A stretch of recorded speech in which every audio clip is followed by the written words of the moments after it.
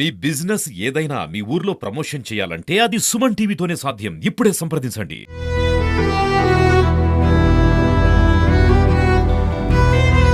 10 సంవత్సరాల వయసులో ఈ వ్యాధి ప్రారంభమైందండి. గర్భం నుండే వస్తుందటండి.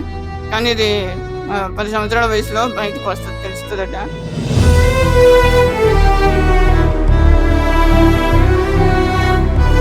పూర్తి పరిష్కారమైన మెడిసిన్ అయితే మన ఇండియాలో లేదు.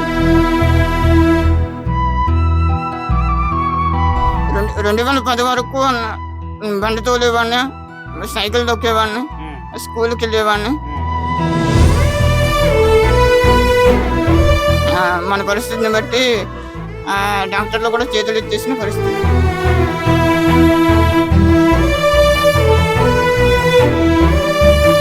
ఇప్పుడు 15 సంవత్సరాలు బట్టి నాకున్న కొడుకు ఒక్కడే అయినా మంచం మీద ఉంటున్నాడు తప్ప ఏమీ లేదండి.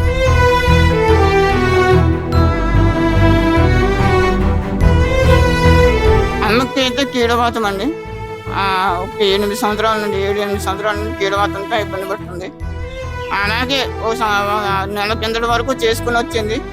నెల నుండి ఎక్కువైపోయి ఇంకా తను కూడా నడవలేకపోతుంది.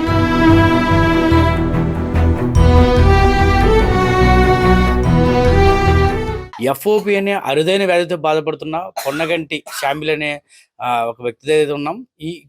ఇది సుమారుగా 10-15 సంవత్సరాల వయసులో, అబ్బాయి 15 సంవత్సరాల వయసులో ఉన్నప్పుడు ఈ రోగం, ఈ వైరస్ తనకు సోకడంతో అప్పటి నుంచి కూడా మంచానికే పరిమితం అయిపోయాడు.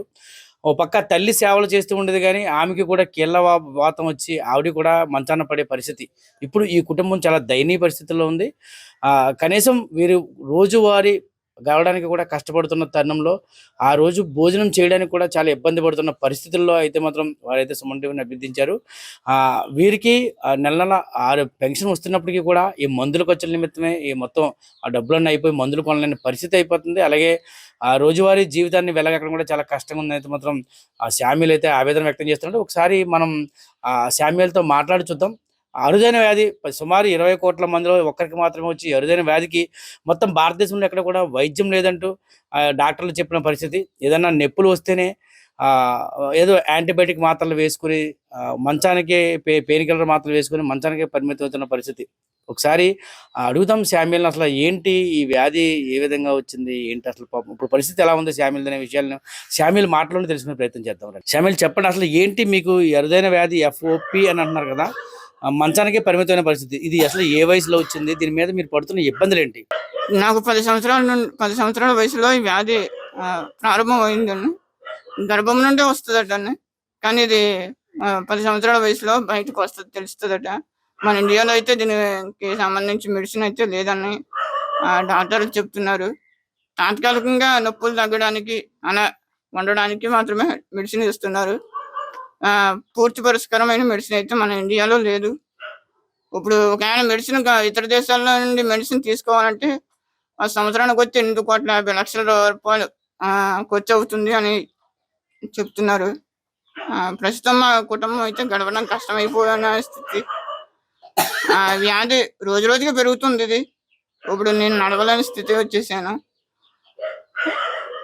అంటే ఇప్పుడు గతంలో నీకు ఆ 10 సంవత్సరాల వయసులో వచ్చినప్పుడు అప్పుడు నడవగలిగేవాడువా? మామూలుగా సైకిల్ తొక్కడం కానీ, బైక్ వెళ్ళడం కానీ చేసి కూడా అప్పట్లో?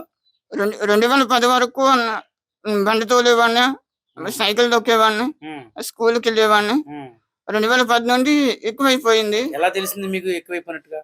ఈ కింద దెబ్బ తగిలితే వ్యాధి ఎక్కువ, అది గడ్డ కడుతుందండి. పడిపోయాను.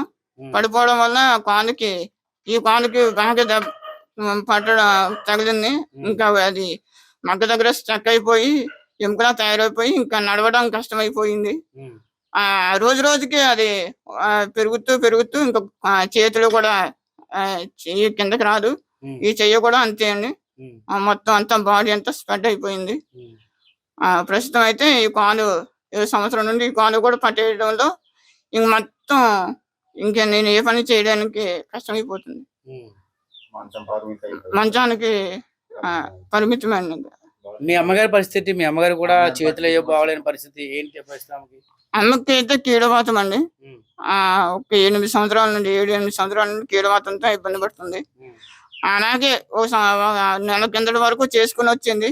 నెల నుండి ఎక్కువైపోయి ఇంకా తను కూడా నడవలేకపోతుంది. ఆమె మందులు వాడుతుంది.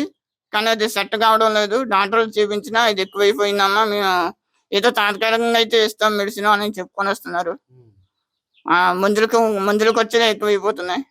ఇప్పుడు మీకు మందులు వేసుకున్నప్పుడు ఏమి ఫలితం ఏమి కనిపించట్లేదా? అంటే తగ్గినట్టు కానీ ఏమి డాక్టర్లు ఏం చెప్పారు అసలు దీనికోసం?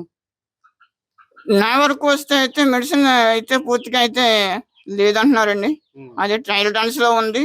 రావడానికి కొద్ది సమయం పడుతుంది. అయితే ప్రస్తుతం ఒక మెడిసిన్ ఉంది. ఆ మెడిసిన్ కొనాలి అంటే సంవత్సరానికి వచ్చి 8,50,00,000 అంటే కోట్ల రూపాయల్లోనే అది మనకు మీకు అందుబాటులో ఉంటుందని చెప్పుకొని వస్తున్నారండి. మన పరిస్థితిని బట్టి డాక్టర్లు కూడా చేతులు ఎత్తేసిన పరిస్థితి. పెన్షన్ ఏమైనా వస్తుందా నీకు? 6,000 వస్తుందండి. ప్రభుత్వానికి మందులకే సరిపోతున్నాయి. ప్రస్తుతం అమ్మకి మందులకే వస్తున్నాయండి. నాన్నకు వచ్చే పెన్షన్ ఏదో అలా ఇల్లు గడపడానికి మేము చూసుకుంటున్నాం తప్పించి ఇంకా అది కూడా కష్టంగానే మారిపోయిందండి ఇప్పుడైతే. ఎన్ని సంవత్సరాల నుంచి బాధను అనిపిస్తున్నావు నువ్వు? నేనైతే నా వయసు 15 సంవత్సరాల నుండి 2010 నుండి ఎక్కువ అండి. 2010 నుండి బాగా ఎక్కువ. నా పరిస్థితి అయితే చాలా దీనంగా ఉందండి. అసలు మందులు కొనుక్కోవడానికి కానీ వచ్చిన పెన్షన్ కానీ మాకు సరిపోతాం లేదు. తినడానికి కూడా ఒక పూట ఉన్నా ఒక పూట లేని స్థితిలోకి మేము వచ్చేసాము. దాతలు ఎవరన్నా ఉంటే మాకు సాయం చేయండి. మేమైతే కష్టపడలేను. మా ఇంట్లో వాళ్ళు తల్లిదండ్రులు కూడా ముసలి వాళ్ళు. మాకైతే వెనకాల ఆస్తులు కానీ లేకపోతే ఏమీ లేవండి. మాకు సహకరించే వాళ్ళు మాకు అయితే వెనకాల ఎవరూ లేరు. ఏదో మా ముగ్గురు తల్లిదండ్రులు నేను అలా ఇంటికి వస్తున్నాము. మాకు సహకరించేవారు దాతలు ధైర్యంతో మాకు సహకరించండి. మాకు అబ్బాయి ఒక్కడేనండి. ఎన్నో హాస్పిటల్ తిప్పి మొత్తానికి ఇంకా నేను ఈ పరిస్థితిలోని కూడా లేని పరిస్థితి అయిపోయిందండి. ఇప్పుడు 15 సంవత్సరాలు బట్టి నాకున్న కొడుకు ఒక్కడే అయినా మంచం మీద ఉంటున్నాడు తప్ప ఏమీ లేదండి. అతని వల్ల కానీ మా వల్ల కానీ ఏ ఆస్కారం లేని పరిస్థితిలో ఉన్నాం సార్ మేము. తర్వాత ఈ మధ్యలోనే ఒక 6 సంవత్సరాల వరకు బాగా మా ఫ్యామిలీ చూసేదండి. అటువంటిది కూడా ఇవాళ మంచాన్ని పడిపోయి కీళ్ళవాత వచ్చేసి ఆమె ఏక సహకారం లేదు సార్. మేము బతకడం అంటే మాత్రం చాలా ఇబ్బందికరం పరిస్థితిలో జీవిస్తున్నాం. మాకు అధికారులు కానీ ఎవరైనా మా ఉండే పరిస్థితిని బట్టి ఏ సహకారం చేయటానికన్నా సిద్ధపడి ఉంటే మరి స్వామియేలు పేరిట మీరు ఏ సాయం చేయదలుచుకున్నారో స్వామియేలు పరిస్థితి చాలా భయంకరంగా ఉంది సార్. మంచాన్నే ఉన్నాడు తప్ప రెండో పని చేయడానికి కానీ వాడు తిరుగుటకు కూడా ఏ మార్గం లేదు సార్. మరి మీరు ఏ సాయం చేసినా మీ అధికారులు కానీ పెద్దలు కానీ గ్రామస్తులు కానీ ఇరుగు పొరుగు వారు కానీ ఎవరు చేసినా మా పరిస్థితిని మీరు అర్థం చేసుకొని ఏ సహాయం చేసినా మీ ఇష్టం తప్ప మాకు ఏ ఆస్కారం లేదు సార్.